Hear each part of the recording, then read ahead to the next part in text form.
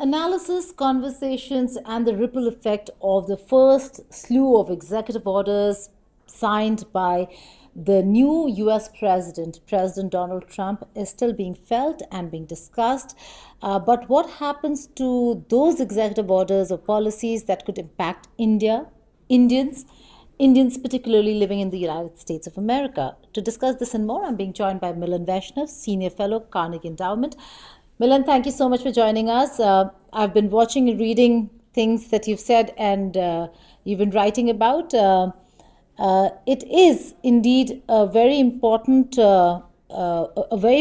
piece of executive order, not in terms of the good of it, but in terms of how it has really stirred an entire peoples in the United States of America. But it also has come with some news of a federal judge having blocked the order. So, can you just break it down for us and explain what really has happened?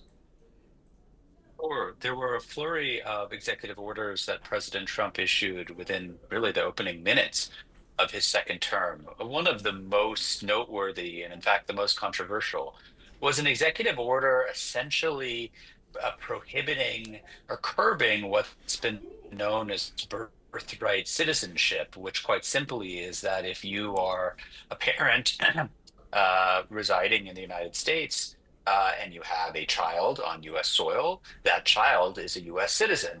And this is true even if you are not a permanent resident or a citizen. You could be a student, you could be here on a tourist visa, you could be here on an H-1B, skilled worker visa.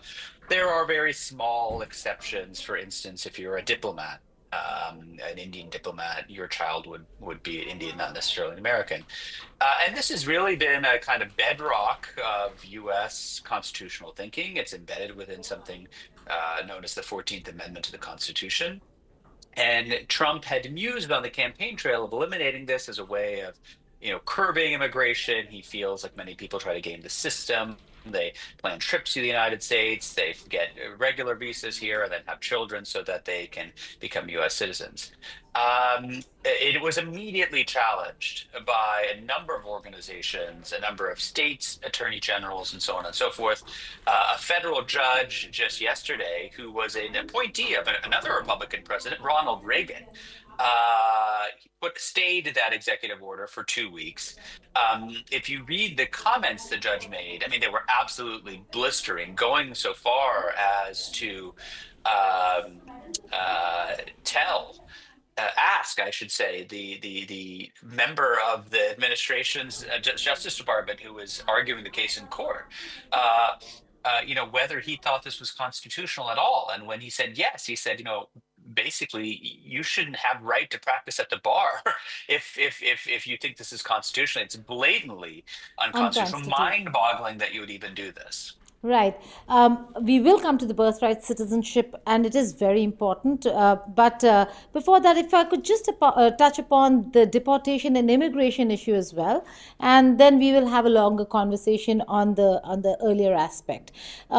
Immigration, deportations of illegals is a concern for India. While India has said that they don't have a problem discussing and cooperating on illegal immigration issue, the fact is that we are talking about 725,000 as per reports, of which more than 20,000 are in detention centers. How do you think this will work out? Will it be challenged?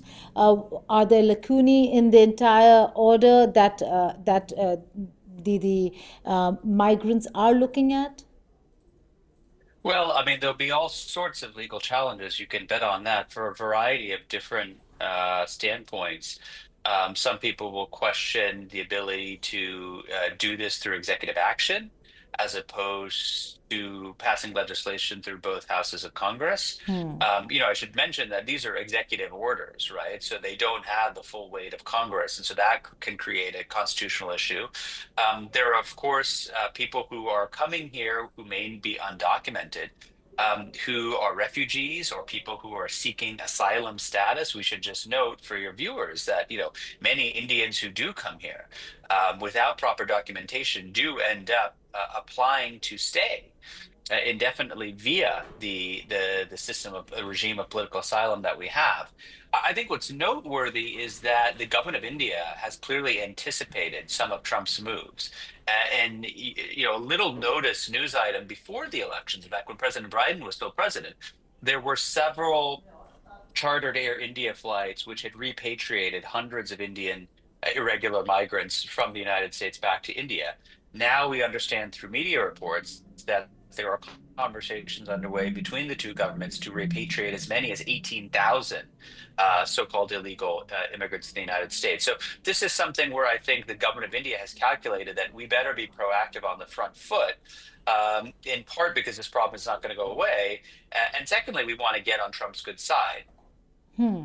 So you think that there is going to be cooperation, despite the fact that Milan, somebody who actually not just looks at India, US, but also particularly India, that there could be a political cost to having Indians return to India from the United States of America. Everybody knows the kind of money they pay, the land they sell, the homes they sell just to get there. And for them to return, we're talking about families and people being absolutely disgruntled by this administration. And I mean the Modi administration.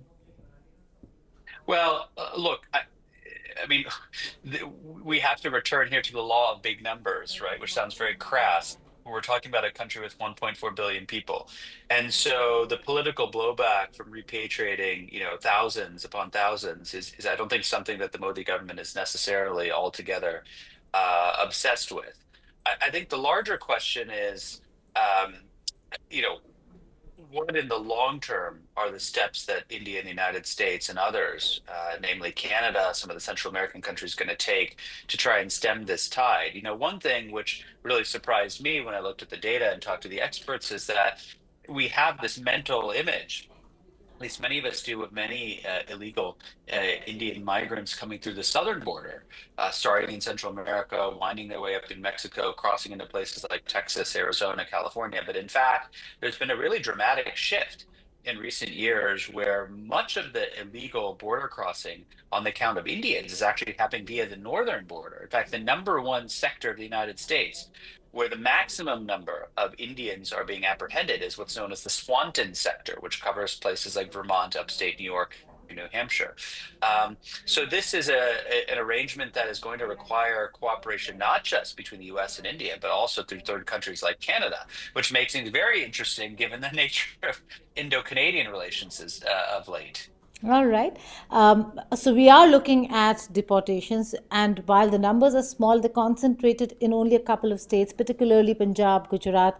So it will have an impact because families, we're talking about larger number, and communities, little blocks, all of them get involved when people are returned, because then dreams are shattered. Having said that, how do you see, what's your reading on how the Trump administration is going to engage India?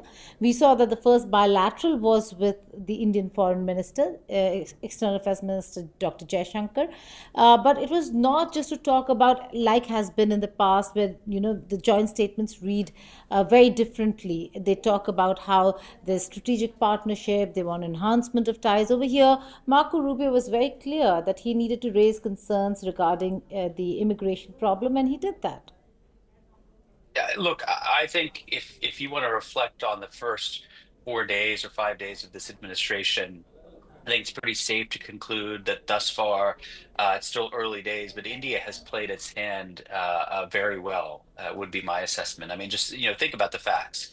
You have Minister Jaishankar seated in the second or third row at a rather intimate inauguration because it was moved indoors to the Capitol Rotunda because of the cold weather in Washington. That was followed the very next day by this meeting of the Quad foreign ministers, which of course include Minister Jaishankar, Marco Rubio's very first meeting, then his very first bilateral meeting with Mr. Jaishankar. You had these behind the scenes talks about repatriation of illegal migrants in the United States of Indian origin. And you also have rumors that are doing the rounds, including there was a very interesting Bloomberg report about the outlines of some potential trade concessions that India might be willing to make again to try and demonstrate its willingness to cooperate with President Trump. So I think over the past few months, since November 5th until January 20th, the government of India has done a lot of hard thinking about how it might want to position itself. And I think it's realized that giving the president a few early wins to put on the board is going to serve it in very good standing for the medium to long term. And I think that's the case they're prosecuting right now. Right. Now, shifting focus back to birthright citizenship has been stopped by a federal judge, but this is the first and maybe one of the biggest challenges for Donald Trump in terms of getting this through. Do you think it'll be very difficult, or will he be able to manage revoking this right? Well, you would expect there might be a simple answer. There's not really. I mean, what I expect to happen is that, this will wind its way up now to the Supreme Court, presumably. I suspect there will be an appeal by the Trump administration to this lower court judge. It will go to the Supreme Court, presumably. And, in a normal world, one would think they would strike this down. I mean, the language of the 14th Amendment is pretty clear. However, we have a kind of unprecedented situation, at least in modern times, where we have a very conservative, right-leaning court, which has shown fantastic deference to the executive on any number of things, including questions of presidential immunity, corruption, things that we had long been kind of settled law. And so what the court might do, one really can't speculate. But I think, if you step back and you talk to legal scholars who really have spent their lives studying the Constitution, they say, first of all, this is patently on its face unconstitutional. But second of all, if you want to have a real debate about who belongs and who doesn't, then you can amend the 14th Constitution. I mean, there's a procedure for that. Obviously, it's a very high bar. But doing this through executive order is a non-starter. Now, it all comes down to one clause, in fact, in the 14th Amendment, which refers to people who are under the jurisdiction of the United States. And what the Trump administration lawyers are saying is that illegal immigrants are not under the jurisdiction of the United States because they are coming here undocumented, and therefore they don't deserve citizenship, right? So that is where the rubber is going to meet the road. Okay, very interesting that you talk about this clause. Now, let's just talk about the issue at hand over here and the controversy and both sides of the story. Over here, many say that most say that America is built or was built and continues to be built by immigrants, and that they are an integral part of America, American society, American identity. But times have changed, and many others do say that there is an American identity that exists and it does not belong to those who have come from afar. And in many other countries, if a foreigner is born in that country, including in India, they do not automatically, naturally become the citizen of that country. Why can't that law apply to America as well, Milan? I mean, look, this is a debate or a discussion about the very DNA of the United States, right? And I'm sorry to be blunt, but unless you were a Native American, you came from somebody else, somewhere Yes. else, right? I mean, back in the 17, 1800s, we saw Ireland and Italy and Poland as far-flung places in the way that we now characterize places like China and the Philippines and India, right? And so this is not a new issue. But take your philosophical lens and just think about practical matters, right? I mean, this is a country that is getting older. We see the data on the labor market statistics, the stresses that are likely to come on big public programs like Social Security, Medicare, Medicaid. They require having a robust and healthy workforce. And so, frankly, we need immigration. Right now, we are not in a dire situation, say like Japan or some countries in Europe, which are far aging far faster than we are. But that's a reality. The second is, think about the priorities of the past administration and the new administration as regards to, cutting edge technology, AI, being a leader in quantum, right? In these highly skill intensive STEM fields. The fact of the matter is, the United States does not have the talent pool it requires at this present moment to be leaders in those fields. And you don't have to take my word for it. Go talk to Micron, talk to NVIDIA, talk to Intel, talk to Apple, Google. These are the people who are making the loudest noises about needing to not only retain high skilled immigration, but in fact increase. And the one country in which they focus on the most is India, given the nature of its talent pool and the sorts of people who are being trained at the country's finest institutions, right? So again, philosophy is fine and good, but let's just think about brass tacks, bread and butter issues like the economy, jobs, where the country is headed in terms of, stealing a march on other countries, not least China, when it comes to, cutting edge technology issues. All of those things require robust immigration. Right, but we have to make the distinction between immigration and citizenship, right? Over here, my question to you, Milan, would be then that you're saying that the talent does not exist in the United States of America internally, and therefore you need talent from India and many such other countries, move bright minds into America.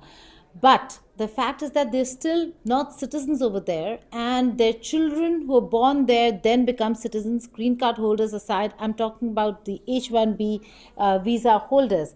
What they still exist in America. They end up in America because if you have to work in the sectors that you are working, tech, space, science and technology, then people from India also leave because they are looking at places where they can actually deliver. So they actually end up in America. Why should then America give them citizenship? Oh, look, I mean, it's all part of the same argument, right? I mean, you are want to train this talent, you want to nurture this talent, you want to attract this talent.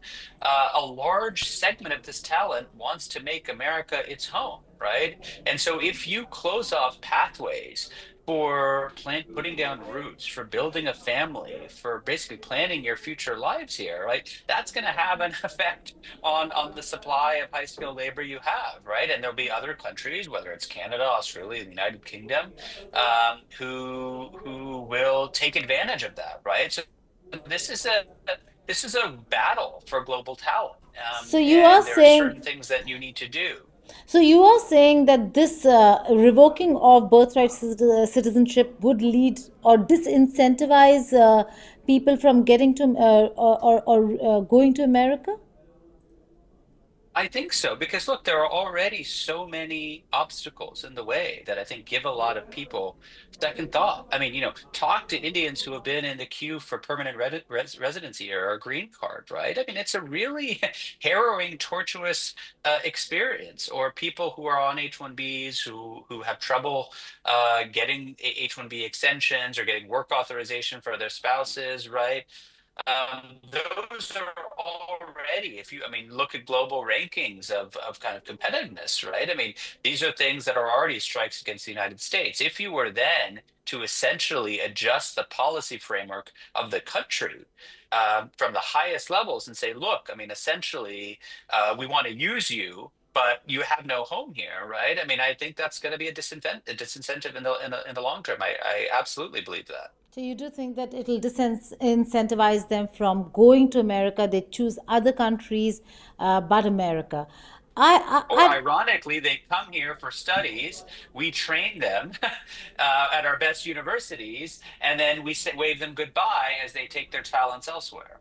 That's the point, Milan. Now, green card holders don't fall under the revocation of birthright citizenship order of Donald Trump. Their children will still be citizens, right? If I've not got that That's wrong. right. Yeah, this this So if this they, broadly would affect people if you're coming from India, say if you're on a tourist, student, or temporary status visa like an H-1B. the other thing that I remember Donald Trump saying was that keep the talent within America, where in one of his campaign speeches, he had said that those who study in Ivy League colleges in America should automatically be given green card. Why should they be Yeah. sent back to their countries? Why should they leave America after having learned, trained, and having become so skilled in America? So, do you not see a plan, a policy that where he's saying that talent pool that we train, we will keep, but those who are coming from outside should go back to their homes. If we want some other talent, we'll get some other talent. I'm talking about this because the world order has changed and it's changing constantly. No longer can you say, okay, it was built by immigrants and therefore the argument should continue to stay. Well, look, I Is mean, there? let's be honest, I'm just asking because yeah. these are I'm reading and listening to both sides. I'm just giving you the questions that come from the other side, Well, from the there are Trump camp. both sides are present in this administration, right? I mean, I think we sometimes fall into this trap as analysts, as journalists, perhaps even as treating the Trump ecosystem as a monolith, right? And let me make an analogy. When Prime Minister Modi was elected in 2014, there was a discussion about, what was the BJP's relationship going to be with the RSS? And a lot of people said, well, they're one and the same, right? I mean, Modi is of the RSS. I think we've learned in 10 years that was a dramatic oversimplification, right? What Mohan Bhagwat believes, what the head of the VHP believes, what Amit Shah and Narendra Modi believe can be four completely different things. Uh, in the United States, we're in a similar situation. We saw this debate play out in the weeks before Trump's inauguration. You had a very clearly defined split between the technologists on the one side, people like Elon Musk and others who are advocating for more immigration, particularly of the high skilled variety, and people who are closer to the MAGA base or the kind of Steve Bannon ultra nationalist wing, people like Stephen Miller, who is now one of the most powerful people in this administration, who believe in essentially curbing not just legal immigration, but also illegal immigration, right? And so this is a debate that's playing out. These same questions are being playing out. But I think you have to choose what you want to optimize for, right? If you are on what I would think is a relatively short-sighted, misbegotten quest to reclaim some golden era of America, then of course you want to shut off of many pathways. But if you're really looking towards the 21st century and you believe all this rhetoric about making America great again, taking the fight to China, building the most powerful economy in the world, and that takes you down a different path that the administration is going to have to choose. Right now, I agree, there's a bit of a muddle because you have both factions present who are making completely different arguments, and ultimately, it's going to the president who's going to decide, and he's spoken on both sides of his mouth. He said, yes, you should stamp a green card immediately once they graduate. But he's also talked about sending people, back home, right? So there's a lot of cognitive dissonance, I think, which has to do with the fact that, this is a relatively big tent, and this is, also a testament to the way in which the Republican Party has evolved over the past 10 years. Right. The problem with, or the issue with right wing parties, Milan, I suppose, is also this, that they always are constantly navigating between what they think should be policy decisions and what the ideological base of their party really is, till the time they're not completely in control of the party, to the extent that ideology wouldn't matter should they want to take a political risk. In this case, we've seen, you spoke about Elon Musk, including Vivek Ramaswamy, but Vivek Ramaswamy having that spat with Laura Loomer and now not in government. What do you make of this? Because we are seeing Donald Trump trying to navigate that space, but I think he's falling into the ideology bit more than making those decisions that could be politically risky for him. Because this Yeah, is I not a mean, look, political risk. This yeah, is completely down MAGA line. yeah. I mean, I think, you know, one of the things that Donald Trump has always, the environment in which he thrives is a bit of this kind of, chaos, right? And we saw this in Trump 1.0, where he sort of liked these internal spats and divisions and fights. It was entertaining, it threw up debates and ideas. And so I think, part of what Susie Wiles' new chief of staff, her challenge is going to be is trying to, take this chaos and find some order and structure within it. Um, but Vivek Ramaswamy, is perhaps an early victim in the sense that he spoke out very loudly about what he saw were the shortcomings in American culture and what immigrants coming to this country, like his own family, have learned and contributed, right? And he was making a very strong cultural argument, and I think that was maybe not the original sin. I think there could have been other disputes about the vision of this idea of this Department of Government Efficiency. There's a lot of big egos, a lot of big personalities involved. I think that allowed for a pretext to essentially, kind of marginalize him. And, let's not forget that he's a very politically ambitious person. He's announced already that he intends to run for governor of Ohio. It's very difficult to run against Washington when you are essentially a Washington bureaucrat, which is what he would have become had he stayed in this job, right? So these are layers upon layers of complexity that you get really in any government, frankly. But I think it's like to the power of 10 when it's in a Trump administration. Are you expecting a lot of chaos? And before you answer that, there's another really important aspect and reports that we've been reporting on news that's coming from America. That a lot of pregnant women are now rushing to get their C-section surgeries done so that their children are born before the 20th of February. It's in a way sad, but it's also something that screams of what could become, or the kind of chaos that these decisions could really lead to.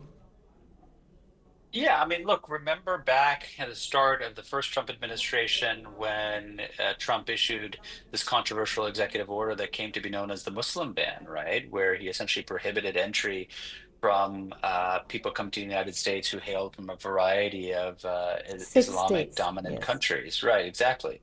And I mean, it was absolute chaos at American airports, right? You had lawyers showing up on the spot trying to fight for individuals' rights to come in. The executive order was not carefully worded. Eventually, the court struck it down. It was repromulgated in a different fashion. So, I think two things can be true at the same time, Geeta. I think the first is there's going to be a lot of chaos because that is just how this president operates. And he wants to prove a point, right? Even if birthright citizenship, this executive order, gets put into the deep freeze, right? He wants to send a signal to his base, to other countries, to the broader American public about what kind of America he wants to create. Um, at the same time, I think there's going to be a greater sense of purpose this time. Remember in 2017, he was an accidental president, right? Even Trump himself was not necessarily expecting to win. Yes. This organization, and by which I mean the kind of Trump ecosystem, it's not quite an organization, but this ecosystem has had 4 years now in which they have gone about planning their moves. Most importantly, creating lists of personnel who could serve in a Trump 2.0 with one criteria, which is loyalty to the president, right? And I think we're seeing a lot of that in these early appointments, and you'll see that also in people who are really filling rank and file positions in the government that whose names you and I don't even know, right? But who have incredibly influential behind the scenes jobs. Right. Final word, Milan, before I let you go. In terms of the executive orders, the challenging of the orders in courts, are we to expect Donald Trump to continue with these policies determined, but with tweaking of maybe some of the areas in the order, the clauses in the order, or will this be completely shelved? No, I think, look, he is going to push the envelope. But remember, there are many ways in which you can achieve the same outcome, right? There are multiple pathways. There's executive orders, there's legislation, and frankly, there's just the way you manage your administration, right? I mean, there's nothing that says that every year the United States has to fulfill the quota of green cards available that year. You can slow down processing times. You can slow down reduce interview slots. You can do all manner of things. And in fact, many of these things were done in the Trump first term to try and bring the gears of the immigration system to a halt, right? I mean, we've already seen, taking down of apps that allow people to, apply for interviews who are, say, seeking asylum or refugee status, right? People who had visa appointments or citizenship appointments, on the afternoon of January 20th, after Trump was inaugurated, saw those things canceled. So there are a number of things you can do. And I think Trump often takes a kind of, what we call, throwing spaghetti at the wall and seeing what sticks, right? And so that is like a, everything but the kitchen sink kind of mentality. And I think that's what we're likely to see because in addition to actually achieving tangible policy outcomes, right?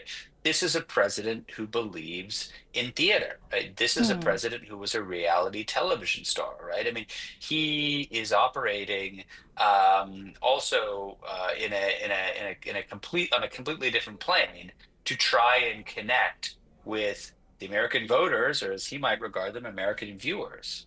Right. Milan Vaishnav, thank you so much for joining us here on India Today Network. Thank you. Thanks for having me.